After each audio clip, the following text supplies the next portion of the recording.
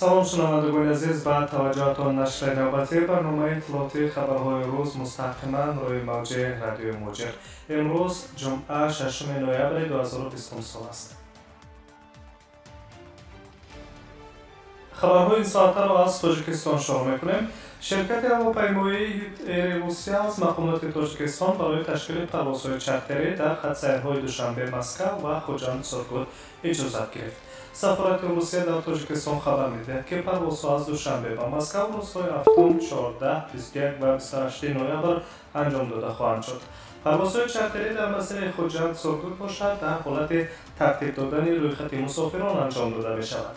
این پروازها برای انتقال شهروندان روسیه اینچنین 60 سال پیش بینی شدند که مطابق قرار حکومت فدراسیون روسیه از 16 مارس سال روان برای وارد شدن به روسیه اساس دارند، گفتند در سفارت روسیه در دوشنبه. همزمان شرط قبول شخصانی که شهروندی روسیه را به هواپیما ندارند از آن عبارت خواهد بود که هر کدام آنها خلاصه طبی درباره نبودن سرایت کرونا ویروس را در اساس نتیجه های تشخیصی ندارتر از 3 روز پیش از آمدن گذرانده شده داشته باشند. چپتاهای پروازها در خط سیر دوشنبه مسکو توسط وبسایت رسمی شرکت هواپیمایی یوت ایر فروخته می‌شود. گفته می‌شود در خبر سفارت روسیه در دوشنبه.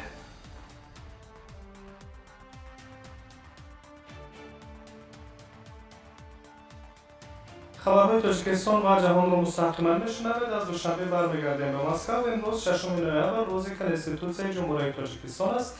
بخشیده به این سند در سفارت جمهوری تاجیکستان در فدراسیون روسیه با اشتراک هیئت کارمندان نمایندگی دیپلماتی جلسه تنطنوی برگزار کرده. خبر دادند از دفتر مطبوعاتی سفارت.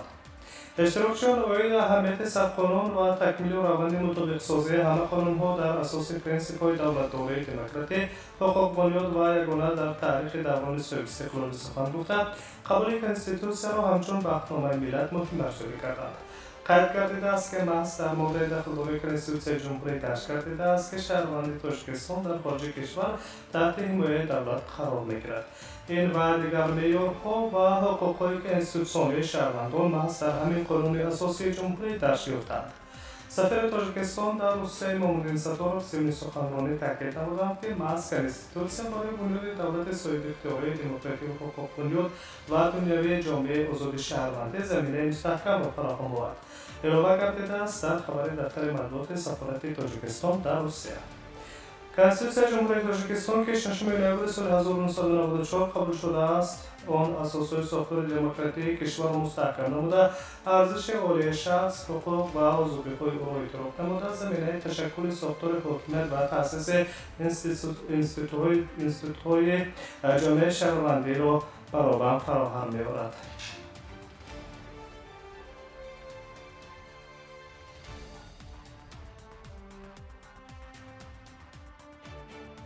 خبرهای این ساعت را مستقیما روی موج رادیو موجر میشنوید و میگذاریم به خبرهای دیگر.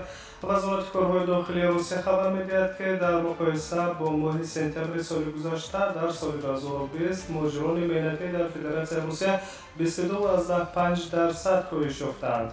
طبق امور وزارت کارهای داخلی بیش از 1,700,000 شهروند خارجی فعالیت مهنتی خود را انجام طریق پتنت و اجازتنامه کار برآوردند، اما یک سال پیش این رقم به 2.3 میلیون برابر بود. شماره شهروندان کشورهای اتحادیه اقتصادی اوراسیا که در روسیه کار میکنند نیز 26% کاهش یافته است. وابسته به تحلیل بازار مهنت مهاجران در وزارت مهنت فدراسیون روسیه به حسابگیری حالت و توازن ذخیره‌های مهنتی را اندازه کرده است. مسئولان وزارت مهنت روسیه به رسانه‌ها خبر دادند که آنها با تقسیمات کوتاهم برای جلب شهروندان خارجی که در روسیه در اساس روابط کار میکنند مشغولند. علاوه داشتند که از سال 2020 شماره عمومی کوتاهم برای همه منطقه‌ها قریب 105,000 نفر را تشکیل می‌دهند که این نسبت به سال گذشته 35.5% کمتر است. همین طریق با درخواست کارفرمایان تا آخر سال کوتاها می‌توانند در بین منطقه‌ها در حدود مقرر کرده تقسیم کرده شوند. قسم زیاد کوتاها برای کارفرمایان در منطقه‌های امور، قلمروهای پریمورسک و خبرسک، مسکو جدا کرده می‌شوند.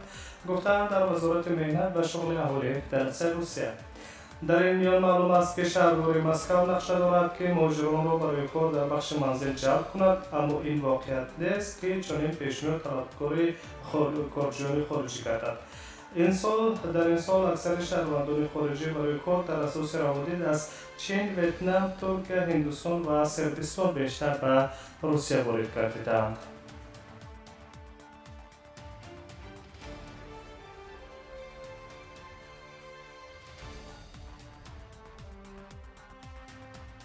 در ادامه موضوع کمشوی مهاجران در روسیه نظری به وضع سنت پترزبورگ میکنیم. از سبب بسته بودن مرزها شمار مهاجران با اجازتنامه کار در شهر سنت پترزبورگ 18% کاهش یافته است و خارجیانی که در سال 2020 برای کار به این شهر رفته‌اند 2 مرتبه کمتر از سال 2019 گفته می‌شود. معلومات رسمی وزارت کارهای داخلی فدراسیون روسیه اوید به شهر سنت پترزبورگ و ولایت لنینگراد دلیل آن است که امسال مهاجران کاری سنت پترزبورگ و درآمد در تمام روسیه کمترند.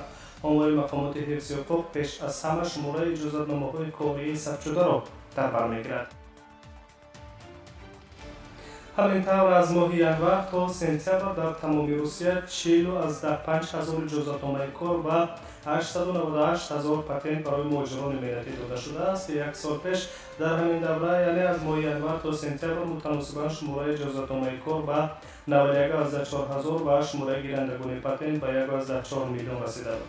نفرانی که در کارت مهاجرتی خود مقصد تشریف را کار نشان داده و سرحد روسیه را از اول سال تا ماه اکتبر عبور کرده‌اند، بنا به معلومات وزارت کارهای داخلی روسیه 1.9 میلیون نفر میباشند.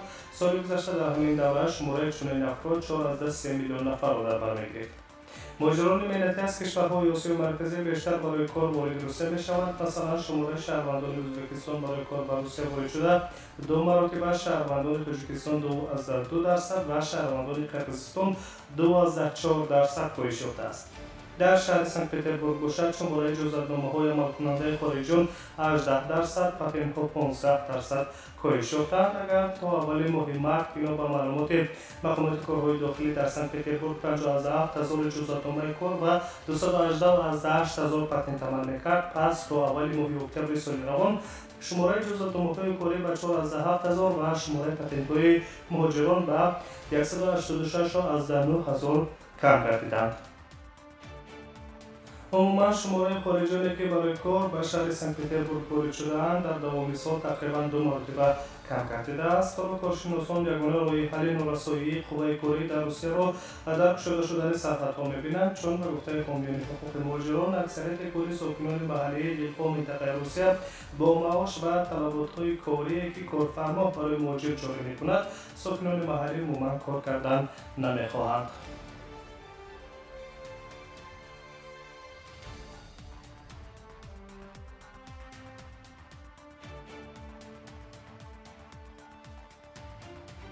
ادامه خبرها و در آخر به وضع کرونا ویروس نظر میکنیم. در روسیه افزایش رکوردی روزانه حالت نو سرایت کرونا ویروس واقع گرفته شده است.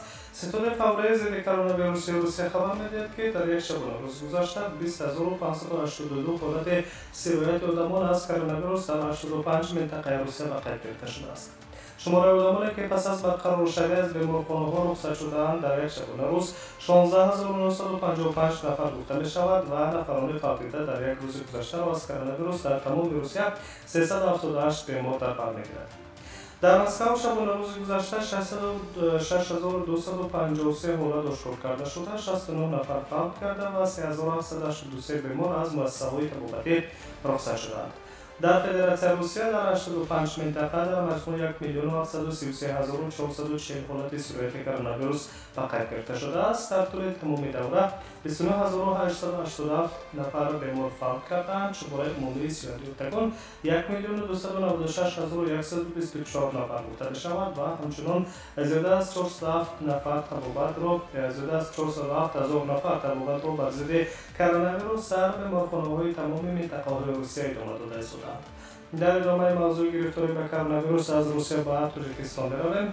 شبانه روز اخیر در جمهوری تاجیکستان باشد 39 حالت نو گرفتاری به کووید 19 واقع گرفته شد. خبر می‌دهد آژانسی خبر با استناد به مرکز مطبوعات وزارت تندرستی و حفظ اجتماعی حالی جمهوری اعلام می‌کرد که در مجموع سرایت کرونا ویروس در مدت از 30 اپریل تا 5 نوامبر 11219 حالت را تشکیل می‌دهد. در یک شب روز اخیر 56 نفر پس از تبابت به خانواده‌شان رخصت داده شد. در مجموع شماره سرایت یافتگان از این بیماری در تاجیکستان به 10494 نفر برآورد گردید. بر اثر این بیماری 83 نفر فوت دیدند. اعلام می‌کرد در خبر.